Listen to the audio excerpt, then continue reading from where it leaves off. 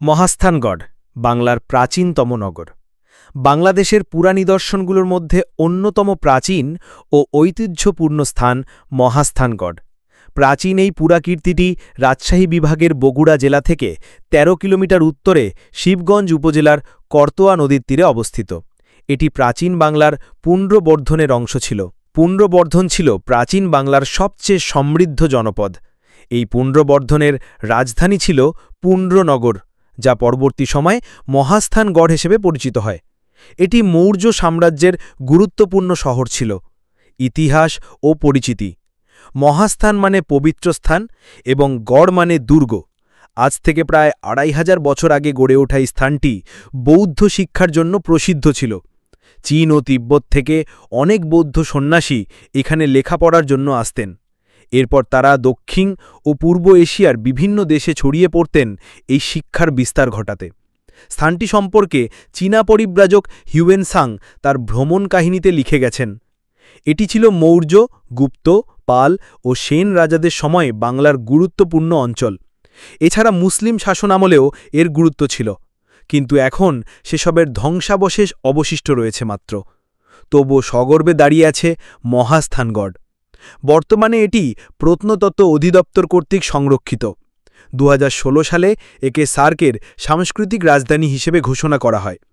এখানে শহর গড়ে ওঠার অন্যতম কারণ হল এটি বাংলাদেশের উঁচু অঞ্চলগুলোর মধ্যে একটি। সমুদ্রপৃষ্ঠ থেকে প্রায় ৩৬ মিটার উঁচু এ অঞ্চল প্রাকৃতিকভাবে বন্যামুক্ত। মহাস্থানের চারদিক বেষ্টন করে রেখেছে প্রাচীর।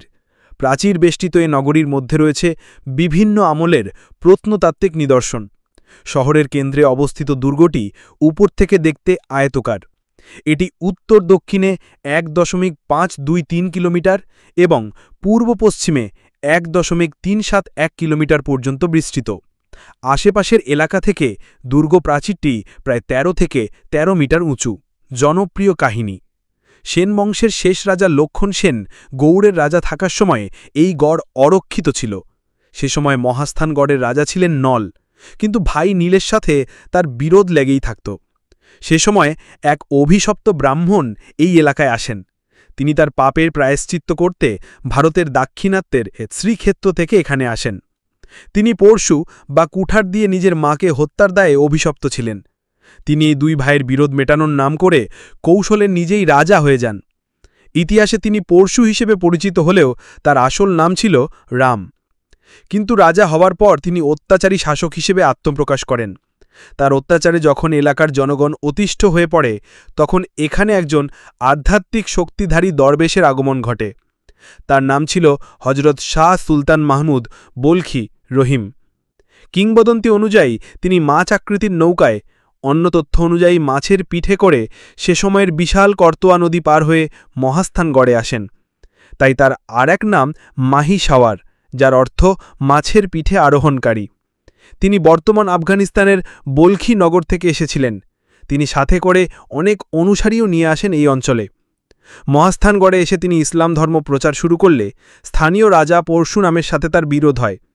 একসময় আনুমানিক ১২০৫ থেকে ১২২০ খ্রিস্টাব্দে তাদের মাঝে যুদ্ধ হয় এবং যুদ্ধে পরশুরাম পরাজিত ও নিহত হন। কথিত আছে, জিয়তকুণ্ড নামে একটি কূপের পানি পান করে পরশুরামের আহত সৈন্যরা সুস্থ হয়ে যেত। তাই হজরত শাহ সুলতান মাহমুদ বলখি রহিম একটি ইঁগুরের মাধ্যমে এই কূপে একটি মাংসের টুকরো ফেলেন, আর তাতেই কূপের পানি তার আশ্চর্য গুণ হারিয়ে ফেলে। এর ফলেই পরশুরাম যুদ্ধে পরাজিত হন।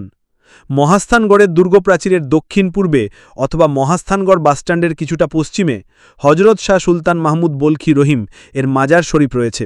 মাজারের সামনে বিভিন্ন দোকানে কটকটি নামে এক প্রকার মিষ্টি জাতীয় খাবার পাওয়া যায়। এটি এখানকার প্রসিদ্ধ খাবার। এবারে জেনে নেওয়া যাক মহাস্থানগড়ে আবিষ্কৃত কিছু দর্শনীয় স্থান সম্পর্কে। বেহুলা লক্ষিন্দরের বাঁশরঘর বা গোকুল মেধ। ঐতিহাসিকদের মতে মূলত এটি একটি বৌদ্ধ মঠ। সম্রাট অশোক এটি নির্মাণ করেছিলেন বলে ধারণা করা হয়। তবে লোককাহিনী অনুযায়ী এটি বেহুলা লক্ষিন্দরের বাঁশরঘর নামে পরিচিত। চাঁদ সওদাগর তার ছেলে লক্ষিন্দরকে দেবী মনসার হাত থেকে রক্ষা করার জন্য এখানকার একটি গোপন কুঠুরিতে বন্ধ করে রাখেন। বিয়ের রাতে বেহুলা এবং লক্ষিন্দর গোপন কুঠুরিতে অবস্থান করা সত্ত্বেও সেখানে দেবী মনসার প্রেরিত সাপ প্রবেশ করে এবং লক্ষিন্দরকে দংশন করে। খোদার পাথর ভিটা। এটি একটি লম্বা এবং আয়তকার মসৃণ পাথর। ধারণা করা হয় রাজা পরশুরাম এই পাথরকে বলি দেবার কাজে ব্যবহার করতেন। বর্তমানে হিন্দু ধর্মাবলম্বী অনেক নারী এই পাথর দুধ এবং সিঁদুর দিয়ে স্নান করান। অনেকে খালি পায়ে দুধ ঢেলে ভক্তি নিবেদন করেন। শিলা দেবীর ঘাট। মহাস্থানগড়ের পূর্ব দিকে করতোয়া নদীর তীরে ঘাট অবস্থিত। রাজা পরশুরামের বোন ছিলেন শিলাদেবী। কথিত আছে রাজা পরশুরাম হজরত শাহ সুলতান মাহমুদ বলখির কাছে পরাজিত হলে শিলাদেবী এই স্থানে আত্মহুতি দেন। এখনও প্রতি বছর অনেক হিন্দু ধর্মাবলম্বী ভক্ত এখানে পূজা দেন এবং স্নান করেন।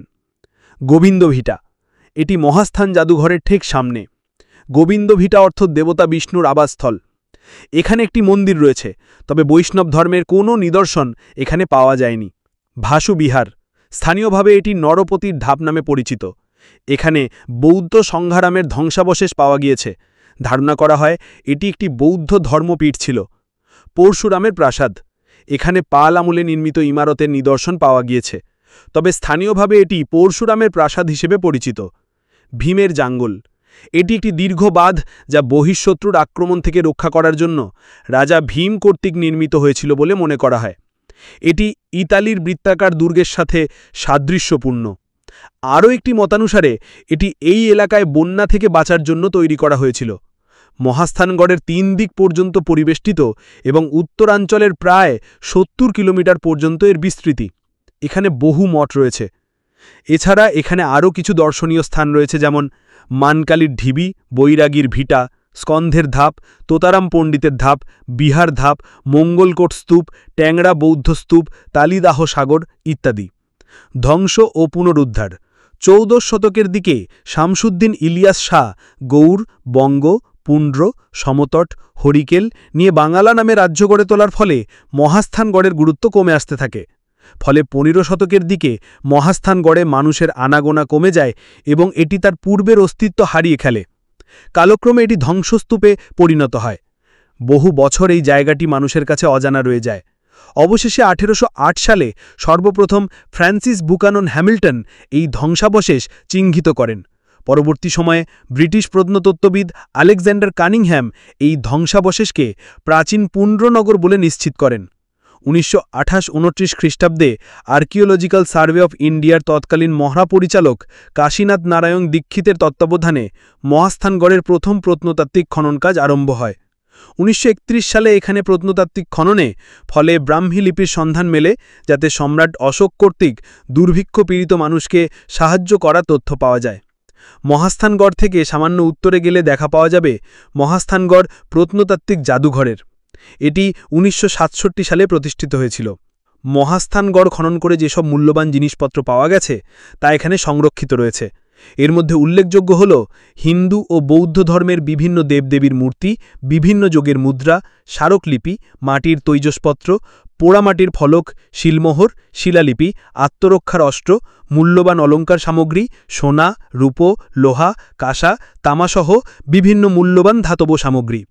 রাজধানী ঢাকা থেকে কিভাবে যাবেন বগুড়ার মহাস্থানগড়ে? ঢাকা থেকে খুব সহজে বাস অথবা ট্রেনে বগুড়া যাওয়া যায়।